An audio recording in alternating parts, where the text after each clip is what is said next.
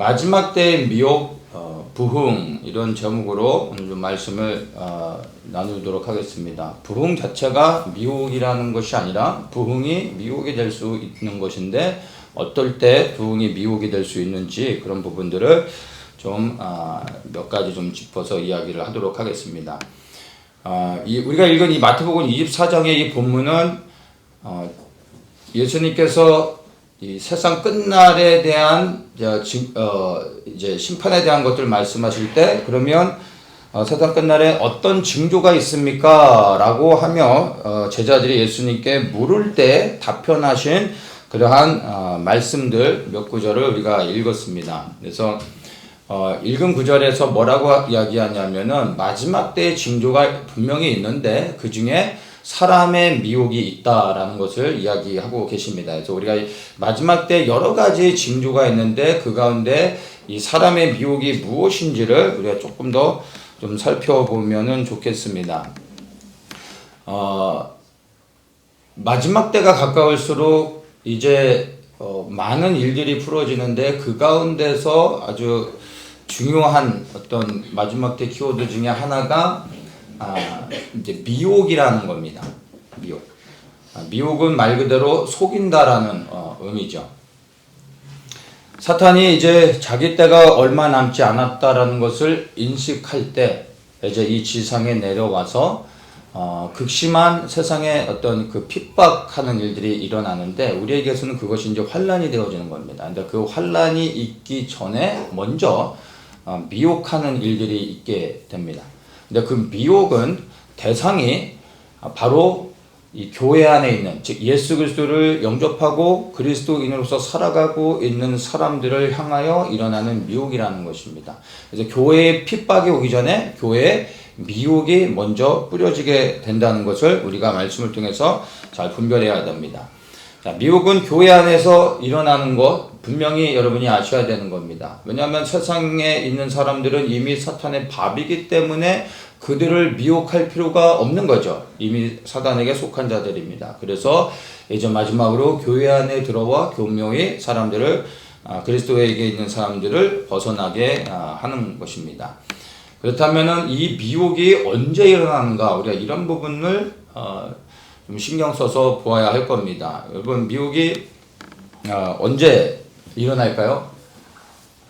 미혹은 앞으로 일어날 일이 아니라 사실은 교회 안에 이미 수많은 미혹들이 뿌려지고 지금도 계속해서 미혹의 일들이 퍼져가고 있습니다.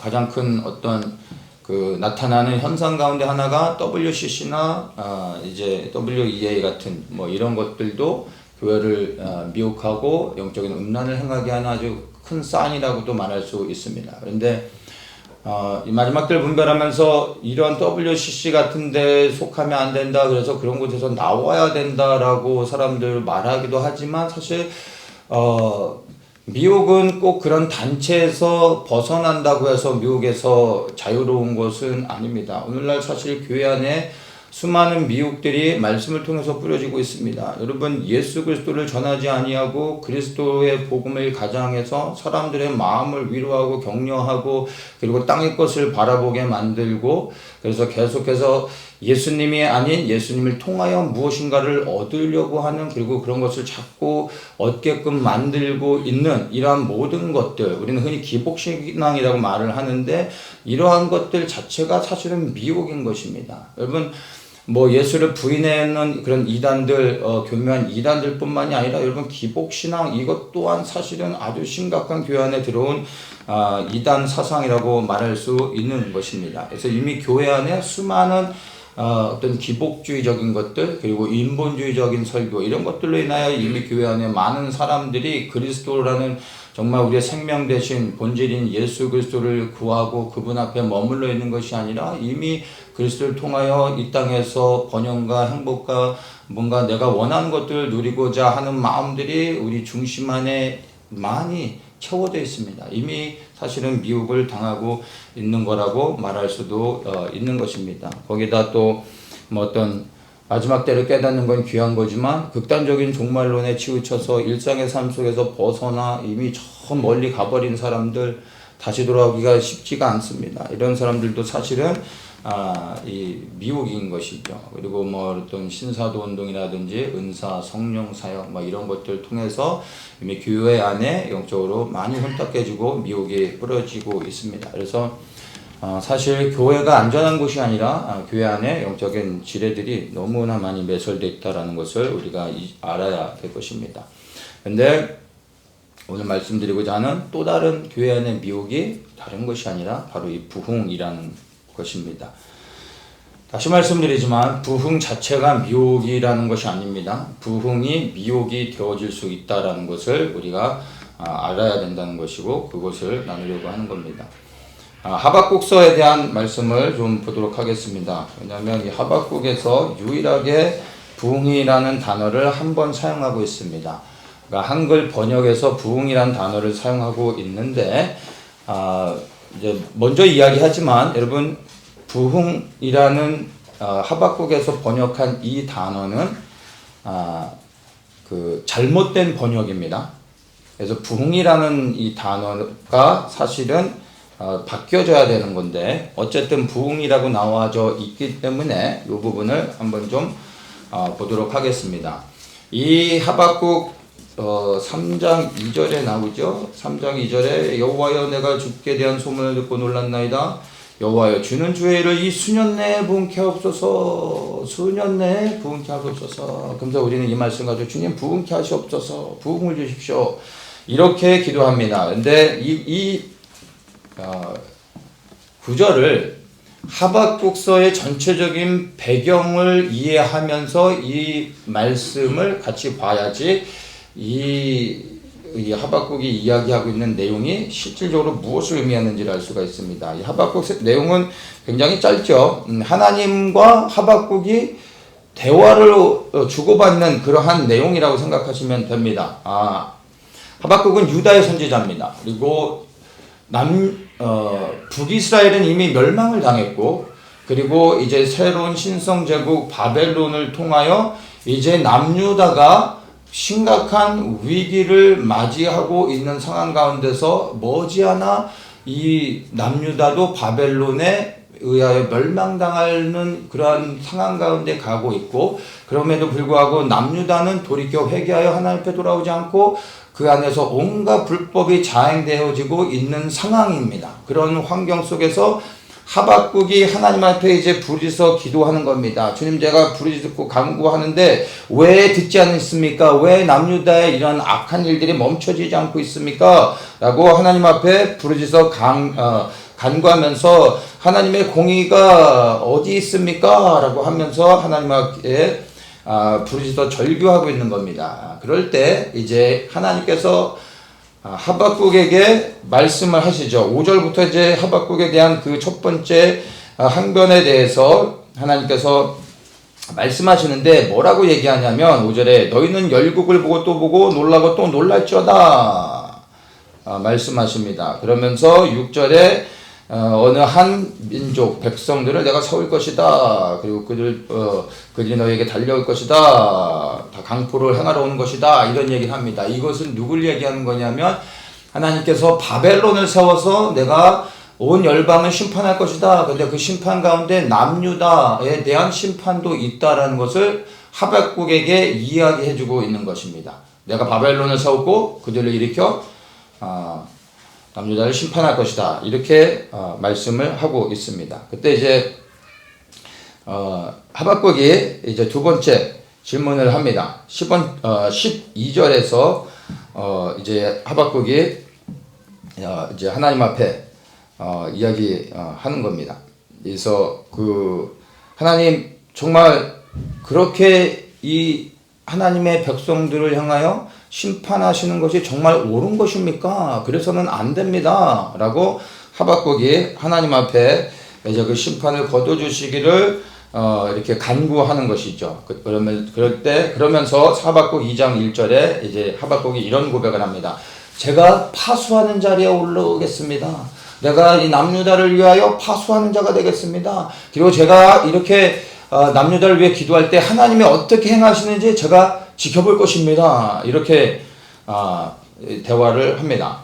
그리고 거기에 대해서 이제 하나님께서 하박국 2장 2절에서 다시 이제 말씀합니다. 그러면서 3절에 이 묵시는 정한 때가 있나니 종말이 속히 이르겠고 결코 거짓되지 아니하리라. 비록 더딜지라도 기다리라. 지체되지 않고 정령 응하리라 하면서 우리가 잘 아는 4절 말씀, 보라 그의 마음은 교만하며 그의 속에서 정직하지 못하니라. 그러나 의인은 믿음으로 말미암아 살리라. 이 말씀을 하고 있습니다.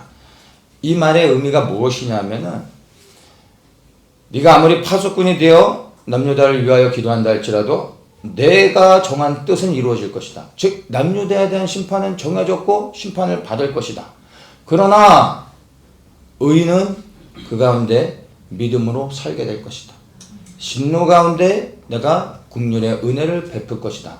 이 말씀입니다. 그래서 여기서 의인은 믿음으로 말미암아 살리라 라는 이 구절은 이 배경을 보면 사실은 굉장히 안타까운 슬픈 현실이라는 것입니다. 내가 심판을 할 것이다. 너가 심판을 막을 수 없다. 그러나 그 심판 가운데 의인은 내가 구원할 것이다. 이렇게 말씀하시면서 이제 무엇을 얘기하시냐 하면은 8절을 그냥 보겠습니다. 8절에 내가 여러 나라를 요락하였으므로 그 모든 민족의 남은 자가 너를 요락하리니 이는 내가 사람의 피를 흘렸으며 또 땅의 성읍에 그 안에 모든 거민에게 강포를 행하였음이니라. 여기서 내가라고 할 때 너를 얘기한 그 너가 누구냐 하면은 남유다를 얘기하는 게 아닙니다. 여기서 너는 바벨론을 이야기하는 겁니다.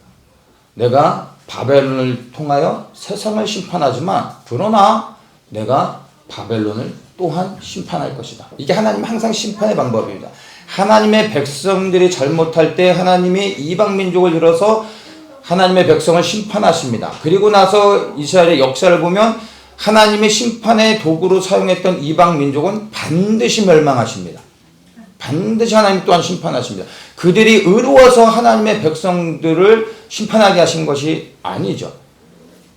이 하나님 옆에 악을 행한 하나님의 백성들을 심판하시지만 심판의 도구로 사용되어진 이방 민족은 반드시 그 위에 멸망을 향합니다. 그래서 하나님께서 바벨론을 통하여 남유다를 심판하지만 그러나 그들 또한 하나님 앞에 이 의의 기준에 맞지 않았기 때문에 그들 또한 내가 반드시 심판할 거다 이 말씀을 하시고 있는 것입니다. 그래서 왜 이들이 심판을 받냐 하면 12절에서 이야기하죠. 피로 읍을 건설하며 불의로 성을 건축자에게 화 있을진저 민족이 불탈 것을 수고하는 것과 열국이 헛된 일로 곤배하게 되는 것이 만군의 역결을 말미암았느니라.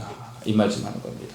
이게 이제 바벨론이 하나님 앞에 지은 죄들에 대해서 이야기하는 겁니다. 그래서 바벨론이 심판을 받을 것이다. 그렇게 말씀하시면서 14절에 우리가 잘 아는 말씀이죠. 대저 물이 바다를 덮음 같이 여호와의 영광을 인정하는 것이 세상에 가득하리라. 어떤 배경에서 말씀하고 있냐면 바벨론을 내가 심판할 것이다. 그들이 멸망당할 것이다. 라고 말씀하시면서 끝이 무엇입니까? 그러나 온 세상에 나의 영광으로 충만하게 될 것이다. 바벨론의 심판은 곧 다시 하나님의 영광을 회복하는 그 다음 단계로 나아간다는 것을 말씀해 주고 있습니다. 그러니까 이 말씀을 들었을 때 이제 하박국이 3장 2절에서 이 말씀을 듣고 나서 반응하는 겁니다.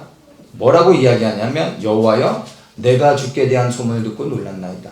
여호와여 주는 주의 일을 이 수년 내에 본케 하옵소서. 이 수년 내에 나타내시옵소서. 진노 중에라도 긍휼을 잊지 마옵소서. 이 말씀이 이제 어떤 맥락에서 하고 있는 것인지 여러분 이해가 되십니까? 하나님 바벨론이 일어나고 있습니다. 북이스라엘을 멸망시켰던 아수르를 멸망시킨 신성자국이고 이들을 막을 수가 없습니다. 그런데 이들이 이제 곧 남유다를 멸망시킬 것 같습니다. 도와주십시오. 우리를 구원해 주십시오. 라고 기도하고 있는데 하나님은 너희는 심판을 당할 것이다. 라고 말씀하신 겁니다. 그런데 그 심판이 끝이 아니라 바벨론 또한 심판을 받을 것이고 그리고 그 후에 하나님의 영광이 온 세상에 충만하리라 말씀하고 있습니다. 이 말씀을 통하여 하박국은 깨달은 겁니다. 이스라엘의 멸망, 남유다의 멸망이 끝이 아니라 하나님이 세상을 정복한 바벨론을 심판하시고 하나님의 영광이 회복되어진다는 것은 그 하나님의 영광의 회복 안에 이스라엘의 회복이 있다는 것을 알았던 것, 깨달았던 겁니다. 이 소망을 발견한 이제 하박국이 담대히 무엇을 얘기합니까? 주의 일을 이 수년 내에 부흥케 하옵소서. 그리고 진노 중에라도 긍휼을 잊지 마옵소서. 왜 이것을 기도합니까? 다가올 심판으로 인하여 두렵지만 주님, 우리가 심판을 받아도 그 가운데 긍휼의 은혜를 베풀어 주십시오. 그래서 완전히 진멸하지 마시고 우리를 그루터기로 남은 자들이 있게 하시고 살려주십시오. 이 기도를 하는 겁니다. 왜냐하면 다시 회복되어질 것을 소망하고 있기 때문에. 그래서 이 주의 일을 이 수년 내에 부흥케 하시옵소서, 이 말의 의미를 우리가 이제 잘 이해를 해야 되는 것입니다.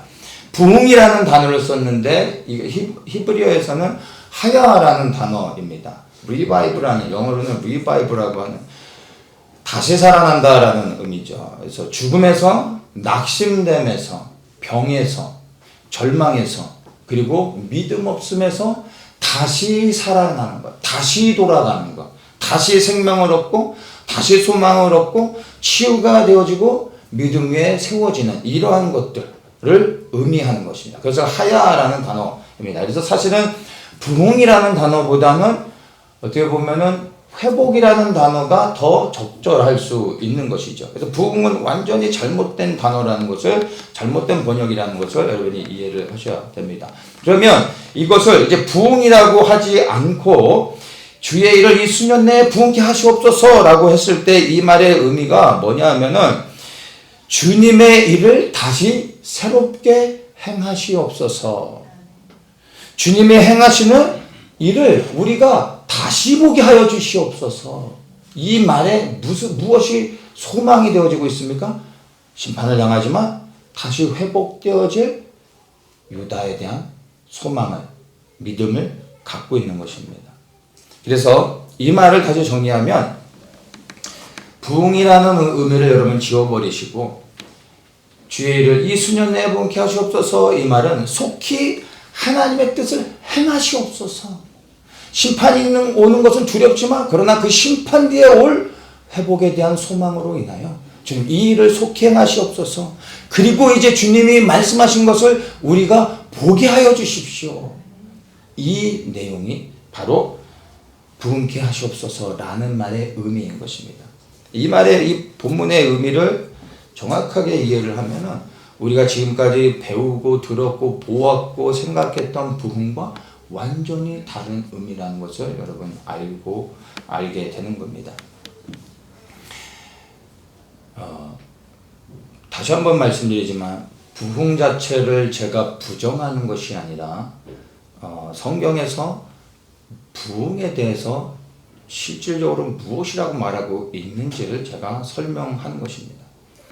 이 말씀을 통해 우리가 다시 한번 분명하게 알아야 되는 것은 성경은 단 한 번도 우리가 바라고 원하고 소망하는 부흥에 대해서 말한 적이 없다는 겁니다.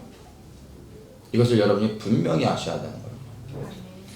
그리하여 부흥을 추구하는 것은 여러분 비성경적인 것입니다. 왜냐하면 성경 어디에도 부흥을 구하라고 우리에게 말하고 있지 않다라는 것입니다. 우리는 하나님의 말씀에 온전한 순종을 하며 살아가야 되는 것입니다. 그리고 그렇다면 하나님의 말씀이 우리에게 무엇을 명하고 있는지를 살펴봐야 됩니다. 그리고 말씀에 따라 구하라는 것을 구하고 구하지 말라는 것을 구하지 않는 것이, 그것이 가장 성경적인 그 말씀에 순종하는 삶이 되어지는 것입니다. 우리는 부흥을 구할 것이 아니라 예수 그리스도, 오직 예수 그리스도를 구해야 되는 것입니다. 예수 그리스도 없는 성공을 구하는 것, 벗어난 것이죠. 예수 그리스도 없는 치유를 구하는 것, 예수 그리스도 없는 번영을 구하는 것, 그리스도 없는 명예를 구하는 것, 그리스도 없는 장수를 구하는 것. 그리스도 없는 부흥을 구하는 것. 다 벗어난 것입니다. 부흥 말을 하지만 그 부흥 안에 여러분들이 말하고 소망하고 입에 담는 그 부흥 안에 진정으로 주님을 위한 부흥을 구하고 있는지, 내가 보고 즐거워하길 원하는 부흥인지 여러분의 마음에 담고 기도하고 있다면 그 부흥의 이 본질이 무엇인지, 그 부흥 안에 누가 있는지, 누구를 위한 것인지 여러분이 진지하게 생각해 보셔야 됩니다. 남들이 그렇게 말하니까 거기에 휩쓸려서 부흥 할 것이 아니라 정말 여러분들이 부흥을 말할 때 그 마음 안에 무엇이 담겨 있는지를 여러분 생각해 보셔야 됩니다. 부흥을 구하고 있지만 그 부흥 안에, 여러분이 구하는 부흥 안에 예수 그리스도가 빠져 있다면 그것이 미혹이라는 겁니다. 이해되십니까? 주님께서 우리에게 무엇을 구하라고 하셨습니까? 먼저 그 나라와 그 의를 구하라라고 우리에게 명확하게 말씀해 주고 있습니다. 그럼 우리는 무엇을 구해야 됩니까? 하나님 나라를 위해서 성령님을 보내주셨습니다. 그리하여 성령님을 통하여 이 땅에 교회가 세워졌습니다. 교회를 통하여 하나님 나라의 복음이 전파되어졌습니다. 그 복음을 들은 자들이 예수 그리스도 안에 들어와 생명을 얻고 복음의 증인이 되어 온 열방에 복음이 증거되어지게 됐습니다. 그것이 우리가 복음을 통하여 누리고 있는 은혜인 것입니다. 또한 이 하나님 나라의 복음이 온 세상에 전파되어질 때 끝이 온다라고 예수님이 말씀하셨습니다. 그 말은 즉 주님의 재림을 통하여 이 땅에 하나님의 나라가 이루어진다라는 것으로 우리가 이 말씀을 받아야 되는 것입니다. 그렇다면 우리가 무엇을 구해야 되는지 너무나 명확하게 나오는 것입니다. 여러분 정말 부흥을 원하십니까? 부흥을 원하시면 더욱더 하나님의 나라를 구하셔야 되는 겁니다. 하나님 나라가 이 땅에 임하는 것 안에 부흥이 있는 것입니다. 부흥과 하나님 나라가 별개가 아닌 것입니다. 여러분. 그러나 여러분 분명히 하셔야 됩니다. 우리는 사람들은 부흥을 원하지만 하나님은 이 땅에 하나님의 뜻이 이루어지는 것을 원합니다. 그것이 하나님의 나라가 임할 때 이루어지는 겁니다. 그래서 예수님께서 하나님의 나라를 구하라고 말씀하신 것입니다. 하나님이 구하고자 원하는 것, 우리가 구하길 원하는 것과 우리가 구하고자 원하는 것이 다르다는 것입니다. 저는 부흥을 구하는 사람들에게 물어보고 싶은 게 있습니다. 하나님의 나라를 구하고 있습니까? 여러분 부흥을 위해서 기도하고 있다면 스스로를 돌아보십시오. 여러분이 부흥을 위해 기도할 때 하나님의 나라를 위해서도 기도하였습니까? 주님께서 명하신 하나님 나라는 구하지 않고 구하라고도 하지 않은 부흥을 구하고 있다면 그게 미혹이라는 겁니다. 그리고 부흥은 구해서 임하는 게 아닙니다. 인위적으로 만들 수 있는 것이 절대 아닙니다. 원한다고 소망한다고 그리하여 금식하며 간절히 기도한다고 부흥이 오는 것이 아니라는 겁니다. 그렇게 해서 우리가 만들어낼 수 있는 부흥이라면 성령님의 역사도 필요 없고 예수님도 필요 없고 우리의 의지와 열심과 노력으로 해낼 수 있는 겁니다. 그럼 그리스도 없이도 우리는 살아갈 수 있게 되는 겁니다. 그런 일은 일어나지 않는다는 것을 알아야 됩니다. 미국에서 1차 영적 대각성을 이끌었던 조나단 에드워드 목사님이 부흥은 하나님의 절대 주권에 속하는 것이다 라고 분명하게 정의를 내렸습니다. 1차 영적 대각성을 이끌었던 목사님이 부흥을 경험하면서 그가 부흥을 이끌어낸 중심에 선 사람인데 이 부흥은 오직 하나님의 절대적인 주권에 있다라는 것을 정의 내렸다는 것입니다. 아, 이 부흥은 이렇게 하니까 오더라, 저렇게 하니까 오더라가 아니라 내가 만들어낸 것이 아니다. 이거 오직 하나님의 주권 안에 있는 것이다. 너무나 성경적으로 말을 해줬다라는 것입니다. 교회사에서 인정하는 역사 속에 위대한 많은 부흥들, 그 가운데 여러분 어떤 부흥도 부흥 자체를 구해서 부흥이 온 적이 없다는 것입니다. 여러분의 부흥의 역사를 잘 살펴보십시오. 그들은 부흥을 입에 담지 않았습니다. 단 한 사람도 부흥에 대해서 말하지 않습니다. 부흥을 구해서 부흥이 오지 않았다는 것을 알아야 됩니다. 그러나 우리는 부흥의 역사를 통해서 부흥이 어떻게 왔는지를 살펴보면서 이제 그것을 인위적으로 만들어내려고 하고 있습니다. 그리고 수많은 부흥을 만들어내려고 했던 시도들이 있었습니다. 굉장히 많았습니다. 부흥을 만들어내기 위해 엄청난 돈을 들이고 조직하고 부흥을 위해서 이런 계획했던 일들이 이벤트들이 굉장히 많았습니다. 다 실패로 끝났습니다. 그리고 앞으로도 이런 부흥을 조작하려고 하는 많은 일들이 있겠지만 또한 실패할 것입니다. 여러분 정말 참된 부흥은 있습니다. 진짜 부흥이 있습니다. 성령이 역사하시는 부흥들이 있습니다. 그런데 이러한 부흥들을 정말 사모한다면 여러분 부흥을 위해 기도하지 마시고 하나님의 나라를 위해 기도하십시오. 여러분의 있는 자리에서 여러분이 하나님을 두려워하며 하나님 앞에 바로 서서 죄를 회개하며 하나님의 뜻을 구하며 그 자리가 부흥의 시작이 되어질 수 있다는 것을 기억하십시오. 이번에 주목받고 있는 에즈버리 그 부흥 운동을 우리가 어떻게 보아야 될지 조금 고민해 보면 좋겠습니다. 지난주 금요일에 했던 내용들을 될 수 있으면 제가 이렇게 다시 반복해서 언급하지 않고 좀 다른 부분들을 이야기를 하겠습니다. 말씀을 나눴었지만 에즈베리 부흥 운동은 가짜 부흥입니다. 성령의 역사를 통해서 이루어지는 진짜 부흥에는 이제 역사를 통해서 지나고 나서 이렇게 스터디를 해보면 공통적으로 발견되어지는 게 있습니다. 그것을 통해서 진짜 부흥이 어떤 부흥인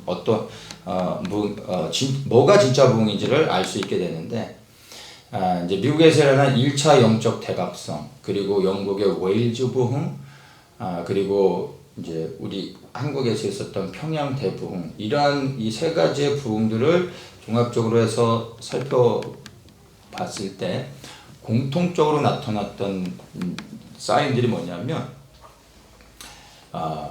자기 자신의 죄에 대한 깊은 깨달음, 그리고 그 깨달음을 통한 심령 안에서의 깊은 통곡, 회개, 이런 것이 있었다는 겁니다.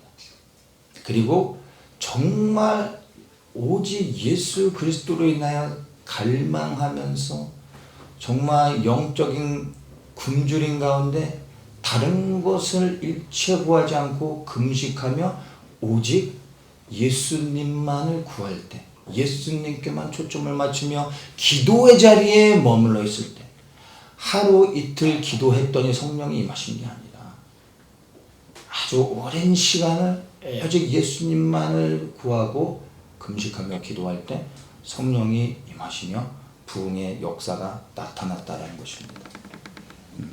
그리고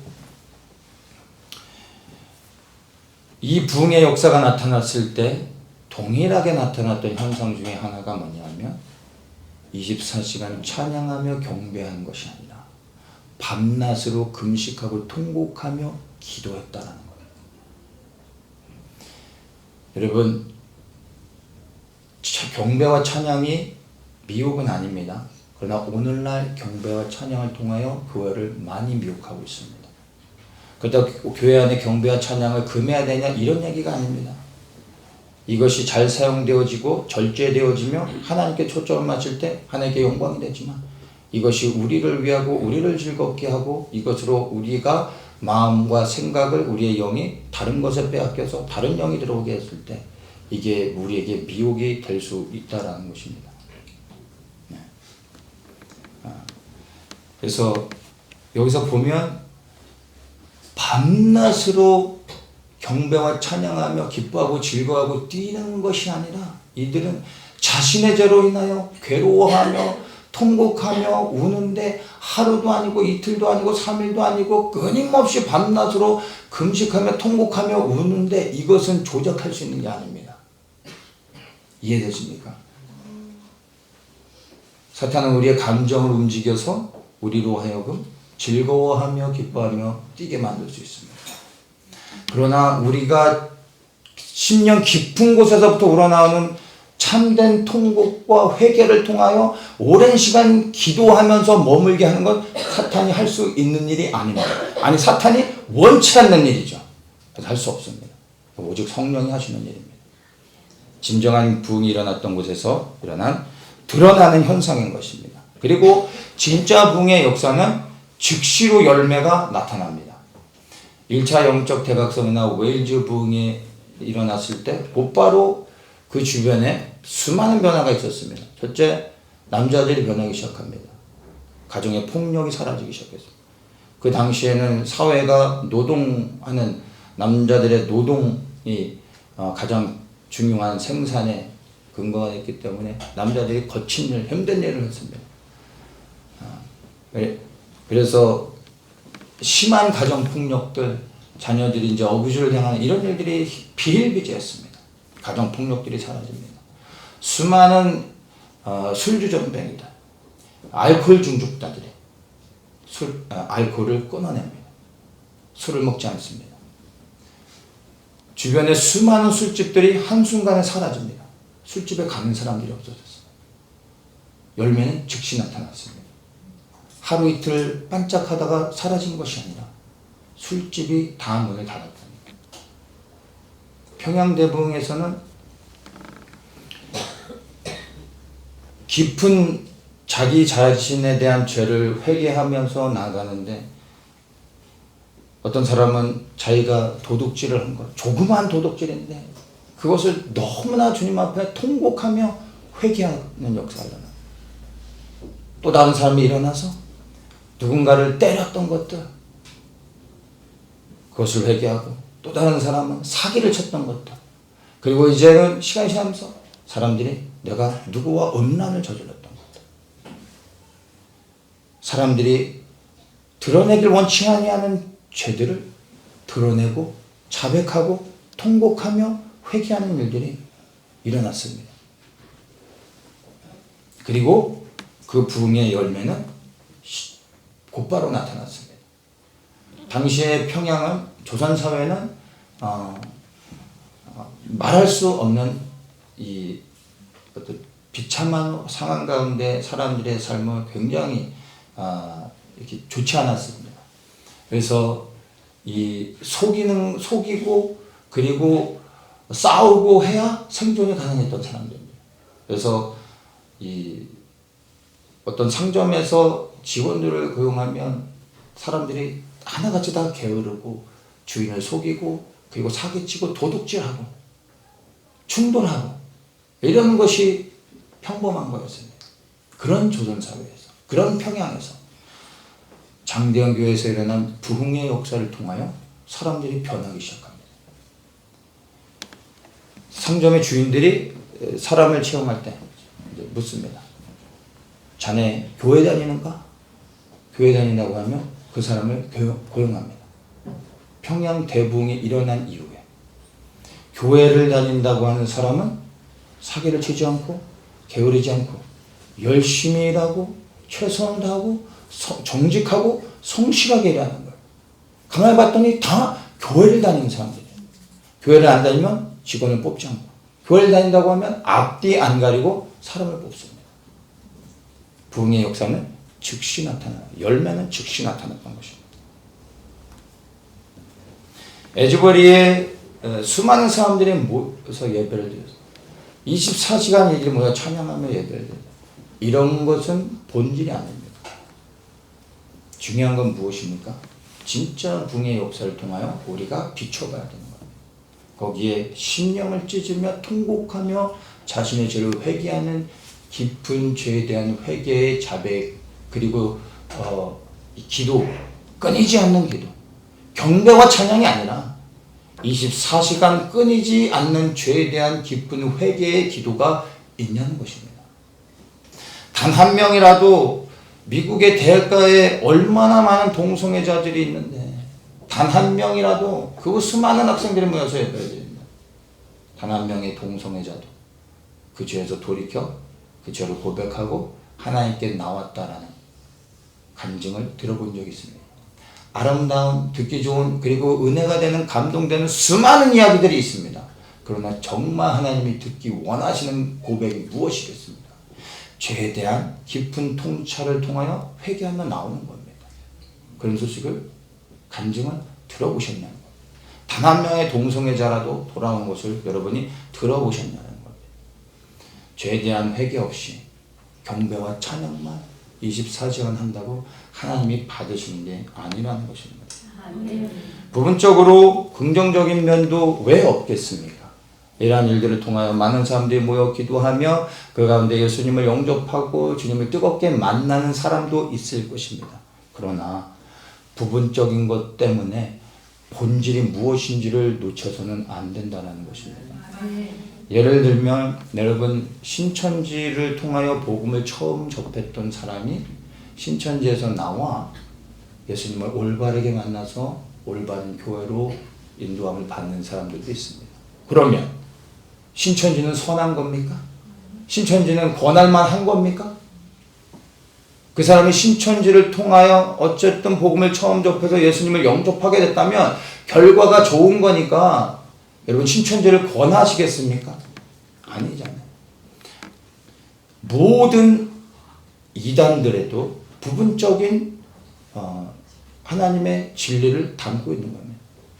그러나 그 부분적인 진리 때문에 본질을 우리가 놓치고 그리하여 미혹되면 안 되는 것입니다. 제가 이 어떤 이제 그 사이트에서 좀 살펴보다가 그 이 에즈버리 부흥 운동이 뭐 리고런이 개입했다라는 거는 이제 다른 이제 어떤 영문 포스트를 통해서 좀 봤었는데 또 이렇게 좀 또 이렇게 뭐 개인 이제 블로거들 이런 사람들이 있는데 미국에도 이렇게 자기 개인 팟캐스트 하면서 개인 블로그 하는 사람들이 많습니다. 근데 이제 그런 사람들의 글을 보니까 이제 리고런뿐만이 아니라 리고런이 이제 그 카톨릭 이제 교황하고 이 에즈베리 부흥 운동을 같이 주도하고 있다라는 이제 글을 제가 좀 읽었어요. 근데 그거과 연관해서 교황과 뭐 그 리고런에 대한 여러 가지 또 이야기를 좀 몇 개 읽은 게 있는데 종합적으로 보니까 리고런뿐만이 아니라 이게 교황하고도 연결되어 있는 것 같아요. 중요한 건 처음부터 의도해서 이것을 만들어냈느냐, 중간에 개입했느냐인데 전체적인 이 사람들이 얘기하는 것들을 종합적으로 살펴봤을 때 오래전부터 계속해서 시도했었던 거라는 결론을 저 개인적으로 내리게 됐습니다. 그러니까 이 에즈버리에서 일어난 이런 일들이 몇 년 전부터 좀 길게는 몇십 년 전부터 계속해서 추하게 됐었어요. 그러다 이번에 터진 겁니다. 그러니까 이것만 의도했던 게 아니라 그 전에 계속 이 지역에서 그런 일들을 계획하고 있었다라고 이렇게 제가 좀 여러 가지 글들을 통해서 좀 결론을 내리게 됐습니다. 그리고 여러분 곰곰이 생각해 보세요. 정말 진짜 부흥이었다면 미국의 세속 언론들이 앞다투어 찾아가서 취재하며 홍보해주고 알려줬겠습니까? 오늘날의 세상 언론이 우리 예수님에게 그렇게 친절합니까? 언제부터 예수님에게 이렇게 친절했습니까? 누가 범죄를 저지르면 그냥 그 사람이 범죄를 저지른 건데 꼭 이 사람이 교회를 다니는 사람이면 어느 교회, 모 교회 장로가 이런 범죄를 저질렀다. 이렇게 말하는 게 언론 아닙니까? 세상의 언론이 왜 진짜 부흥을 돈도 안 들이면서 나와서 돈도 안 받고 취재해 주겠습니다. 제가 볼 때는 개인적인 추측이지만 이것도 다 로비를 통해서 이렇게 홍보하게 만들어지는, 그래서 이들이 취재해 주는 것이 아닌가, 개인적으로는 그렇게도 생각을 해봅니다. 어쨌든 여러분, 에즈베리 부흥운동은 마지막 때 굉장히 큰 미혹의 사인이라는 것을 여러분들이 아셔야 됩니다. 마태복음 24장 24절에 거짓 그리스도들과 거짓 선지자들이 일어나 큰 표적과 기사를 보이어 할 수만 있으면 택하신 자들도 미혹하게 하리라. 예수님이 마지막 때의 징조에 대해서 이 거짓 선지자들에 대해서 이야기해주고 있습니다. 자, 많은 사람들이 마지막 때 미혹이 온다라는 것을 알면서도 수많은 사람들이 미혹에 빠지게 됩니다. 왠지 아세요? 표적과 기사 때문이라는 겁니다. 여러분, 예수님의 능력은 여전히 역사하고 있고 성령님을 통하여 표적과 기사는 여전히 나타납니다. 그러나 모든 표적과 기사가 성령이 행하신 것이라고 믿는 순간 이게 미혹되고 넘어지고 벗어날 수 있다는 것을 여러분이 아셔야 됩니다. 이 표적이 주님으로부터 온 것인지 아니면은 악한 영으로부터 온 것인지 여기 분별하셔야 되는 겁니다. 그래서 결국엔 이 표적이, 그러면 이 표적을 통하여 누가 영광을 받으시는 것인가, 이 표적을 통하여 어떠한 열매들이 맺게 되는 것까지 보셔야 그 표적을 통해 여러분이 분별할 수 있게 되는 것입니다. 그래서 그저 표적만 바라보고 여러분이 이런 것은 정말 주님이 아니면 못하는 일이야, 이건 주님이 하신 거야 라고 그냥 보여지는 것만 보고 따라가다가 여러분이 벗어날 수 있다는 것을 기억하십시오. 마지막 때가 가까울수록 마귀는요, 우리가 생각하지 못했던 어마어마한 표적과 기사를 우리 눈앞에서 행할 겁니다. 믿는 사람들까지도 속아 넘어갈 수밖에 없을 만한 놀라운 표적을 행할 것입니다. 그때 우리가 유일하게 이러한 것을 분별하여 믿음 안에 바로 설 수 있는 유일한 길은요, 여러분이 매일의 삶 속에서 성령 하나님과 친밀한 교제를 통하여 그분으로부터 직접 듣고 그리고 인도함을 받을 수 있도록 여러분의 믿음이 준비되어야 하는 것입니다. 아멘. 예즈베리에서 이 죄를 회개하고 그리고 아까 말씀드린 것처럼 주님을 깊이 만나는 일들도 일어날 수는 있습니다. 그러나 그것 때문에 에즈베리의 실제 영적인 실체가 무엇인지, 본질이 무엇인지를 놓쳐버린다면 정말 우리가 큰 실수를 한다는 것을 아셔야 됩니다. 1차 영적 대각성을 이끌었던 조나단 에드워드가 이 1차 영적 대각성이 끝나고 난 후에 자신이 그 부흥의 주도를 한 사람임에도 불구하고 이 부흥에 대한 고민이 많았습니다. 그러다가 이제 한 40-50년 지나서 2차 영적 대각성이 일어났는데 이 2차 영적 대각성은 찰스 피니를 통하여 일어납니다. 그런데 1차와 2차를 비교해 보면 1차는 차분하게 일어났고 그리고 2차는 엄청난 폭발적으로 일어났습니다.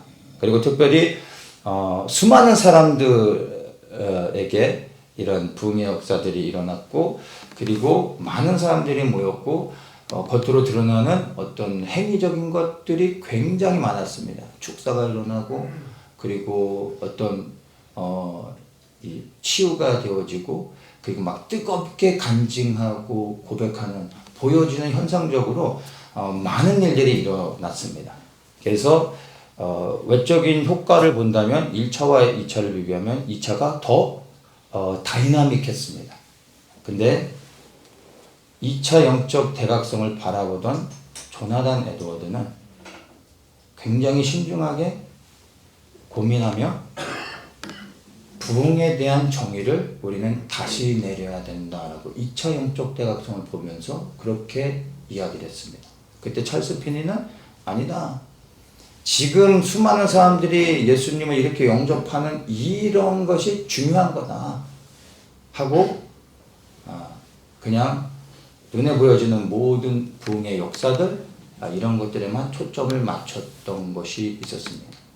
왜 조나단 에드워드가 이런 것을 심각하게 고민했는지를 생각해야 됩니다. 조나단 에드워드뿐만이 아니라 나중에 사실 이것에 대한 많은 디베이트가 그들 안에, 리더들 안에 있었습니다. 왜냐하면 당장에 나타나는 이러한 현상들은 너무 좋은데 문제는 열매가 나타나지 않았던 거예요. 뜨겁게 수많은 사람이 한 번에 모여 예수님을 영접하고 뭐 정말 놀라운 간증들, 삶을 주님 앞에 드리고 헌신하고 막 이런 일들이 어마어마하게 일어났는데 문제는 한 주, 두 주, 세 주 지나면서 이 사람들이 살던 대로 돌아가 과거의 삶 속에 그대로 묻혀버리게 됐다는 게 대부분의 이 결론이 되었습니다. 그러면서 정말 무엇이 부흥인가에 대해서 조나단 에드워드는 끊임없이 고민했던 것을 이 부흥의 역사 뒷면에 실제 있었던 일이라는 것을 여러분이 같이 고민할 수 있어야 되는 것입니다. 그래서 지금 일어나고 있는 눈에 보여지는 너무 좋은 일들이 있지만 이것 때문에 이것을 정말 성령이 하신 역사라고 우리가 말해서는 안 된다는 것입니다. 요한일서 2장 18절에 보면은 이제 이 마지막 때 적그리스도가 일어난다라고 우리에게 분명하게 말하고 있습니다. 마지막 때가 갖고 오면 이미 적그리스도는 수없이 일어나고 있는데 마지막 때가 되면 진짜 적그리스도가 이제 일어난다는 것입니다. 근데 이 적그리스도의 목적이 무엇입니까? 그리스도에게서 벗어나게 만드는 자가 하는 역할, 미혹인 겁니다. 그래서 안티크라이스트라고 말하죠. 자기가 그리스도인 것처럼 속여 수많은 사람들을 넘어지게 지옥으로 데려가려고 하는 자의 역할이 바로 적그리스도의 역할인데 그것이 미혹이라는 겁니다. 성도를 미혹하여 속이고 그리하여 구원을 잃어버리게 만드는 것입니다. 그래서 이 마지막 때 여러분 우리가 그 무엇보다도 은사와 능력보다 더 중요한 것이 여러분 영적 분별력이라는 것을 여러분이 아셔야 되는 겁니다. 한순간에 우리가 넘어질 수 있습니다. 그래서 이 적그리스도의 영을 가진 자들이 하는 일이 뭡니까? 지금 현재 이 적그리스도의 영을 가진 자들이 하는 이 핵심적인 일들이 세계 단일 정부를 만들어가고 있고 종교를 통합해가고 있고 그리고 교회 안에 교묘히 들어와 교회 안에 성도들을 배도하게 만드는 일들을 지금 현재 교회 안에서 하고 있다는 것을 우리가 기억을 해야 되는 것입니다. 이것을 조금 더 구체적으로 보면요.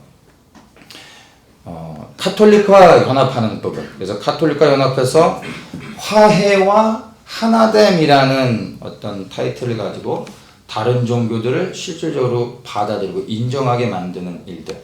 이것이 적그리스도 영을 가진 자들이 지금 교회 안에 들어 하고 있는 일들이고 또한 사랑이라는 명목으로 동성애까지도 포용해야 되는 것으로 모든 사람들에게 푸시하고 있는 일들. 그리고 성령사역이라든지 또한 이 성령사역과 함께 부흥이라는 명목으로 다른 영들을 우리에게 필터링하지 않고 받아들이게 만드는 그런 일들을 이 적그리스도 영을 가진 자들이 하고 있다는 것입니다. 그래서 이러한 일들에 앞장서고 있는 자들이 에큐메니카 운동을 하는 사람들 그리고 신사도 운동을 하는 사람들인데 이들이 다 적그리스도의 영을 가진 사람들이라는 것입니다. 특별히 부흥을 입에 달고 부흥에 대한 선포 그리고 부흥에 대한 예언들을 하는 사람들의 이 속해 있는 어떤 영적인 어떤 흐름을 보면 대부분이 신사도 운동에 관련되어 있는 사람들이 유독히 부흥에 대해서 많이 예언하고 선포하는 경향이 있습니다. 이게 다 같이 가는 겁니다. 그리고 대부분의 사람들은 부흥이라는 것은 좋은 것이고 또 원하는 것이기 때문에 이러한 메시지들을 이렇게 필터링 없이 그냥 다 받아들이면서 나도 모르는 사이에 예수 그리스도가 아닌 그저 껍데기인 보여지는 이러한 부흥들을 그냥 막연히 기대하는 경우들이 너무나 많다는 것입니다. 그래서 참된 부흥을 갈망하는 순수한 성도들을 속여서 부흥의 역사를 통해 부흥을 가장하여 다른 영들을 뿌리고 있는 것이 바로 오늘날 교회 안에 일어난 수많은 미혹 중에 하나라는 것입니다. 그래서 마지막 때가 가까울수록 여러분, 마귀가 부흥을 가정해서 많은 사람들을 모이게 한 다음에 본질에서 벗어나 예수님이 아닌 다른 것을 구하고 예수님이 아닌 다른 것을 기뻐하게 만들고 그리고 예수님이 아닌 다른 것을 바라보게 만들 것입니다. 이러한 일들은 앞으로도 계속해서 일어난다는 것을 우리는 기억하고 그리고 영적으로 이런 것들을 분별할 수 있는 준비가 되어야 하는 것입니다. 앞으로도 적그리스도의 영을 가진 자들이 부흥을 가장하여 끊임없이 이와 유사한 일들을 계속해서 만들어낼 거라는 것을 우리는 미리 인지하고 있어야 됩니다. 그래서 소문이나 그리고 눈에 보여지는 현상에 우리가 너무나 쉽게 우리의 영을 열어서는 안 된다는 것을 여러분들이 분명히 기억하십시오. 그렇다면 어떻게 분별할 수 있는지 이 부분만 나누겠습니다. 요한일서 4장 1절에 사랑하는 자들아 영을 다 믿지 말고 오직 영들이 하나님께 속하였나 시험하라. 많은 거짓 선지자가 세상에 나왔음이니라. 영을 시험하라 이렇게 말씀하고 있습니다. 영을 분별하는 것은 영을 시험하는 것입니다. 어떻게 시험합니까? 그 영이 하나님께 속하였는지를 시험하면 되는 것입니다. 그럼 무엇으로 하나님께 속하였다라는 것을 우리가 알 수 있습니까? 로마서에서 보면 첫째, 예수가 그리스도 되심을 고백하는 것입니다. 오직 예수님만이 구원자이심을 그리고 그분만이 우리의 주인 되심을 고백하는 것입니다.